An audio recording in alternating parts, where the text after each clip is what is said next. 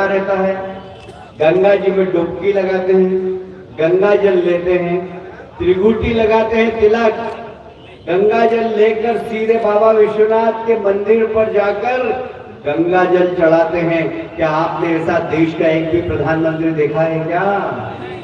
ये देश का प्रधानमंत्री नरेंद्र मोदी। पहले जितने भी मेहमान विदेशी आते थे, लोग ताजमहल दिखाने ले जाते थे।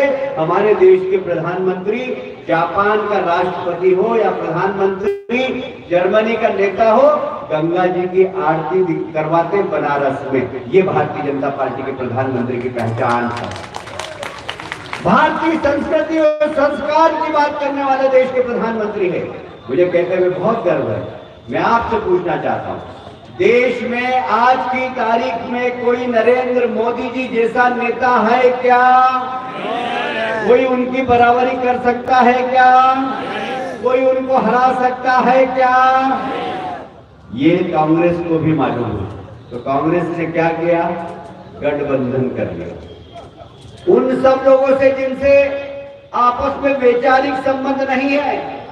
आपको शायद पता हो या नहीं पता हो, मैं बंगाल का प्रभारी था।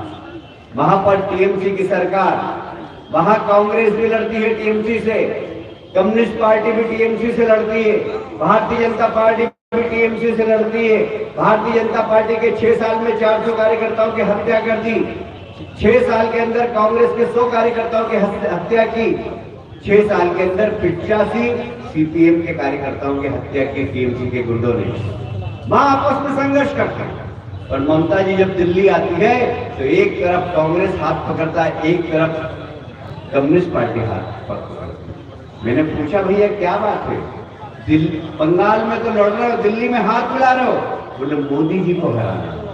अरे भाई, मोदी जी को हराना है तो अपने कार्यकर्ताओं की हत्या करने वालों से हाथ मिला रहे हो। अरे ये केजरीवाल दिल्ली में पानी पी पी के रोज कांग्रेस को गाली देते हैं, पंजाब में पानी पी के कांग्रेस को गाली देते हैं, और दिल्ली में मोदी जी को हटाने के नाम पर कांग्रेस से हाथ मिलाते हैं। क्यों भाई केजरीवाल जी? मोदी जी को हराना। अरे भाई, मोदी जी ने ऐसा क्या पाप किया? मुझे एक घटना याद आती है। अभी पिछले दिनों गुजरात में बाढ़ आई। मेरे एक दोस्त का बेटा पायलट है। वो हेलीकॉप्टर से पूरे गुजरात में जो फंसे हुए लोगों थे उसको निकाल रहा था।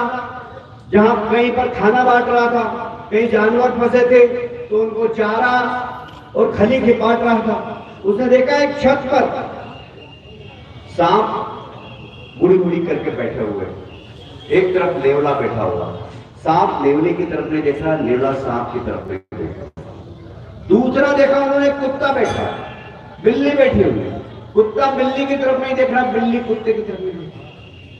उन्होंने इधर देखा, पीछे मुड़ के सांप और नेवले बैठे हुए चुपचाप, बिल्ली और कुत्ते बैठे हुए चुपचाप। दोनों एक दूसरे की तरफ नहीं देख रहे हैं। कारण क्या था?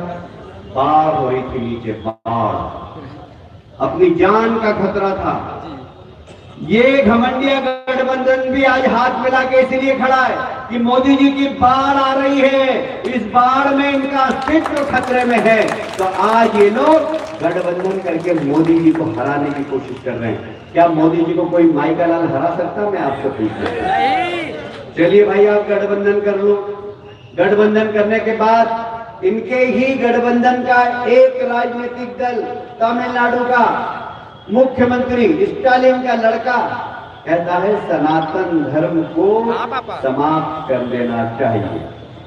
हमने अभी दीप जलाया, हमारे ब्राह्मण देवता आए, उन्होंने स्वस्ति वाचन किया।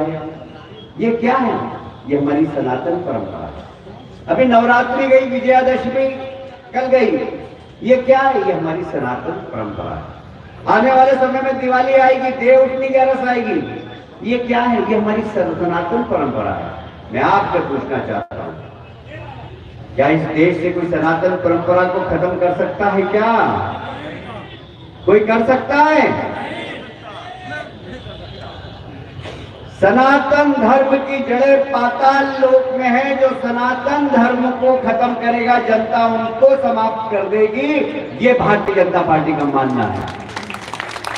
सनातन धर्म को खत्म करने का किसी की मां ने दूध नहीं पिलाया जो सनातन धर्म को खत्म करते। हम भारतीय जनता पार्टी के कार्यकर्ता हैं।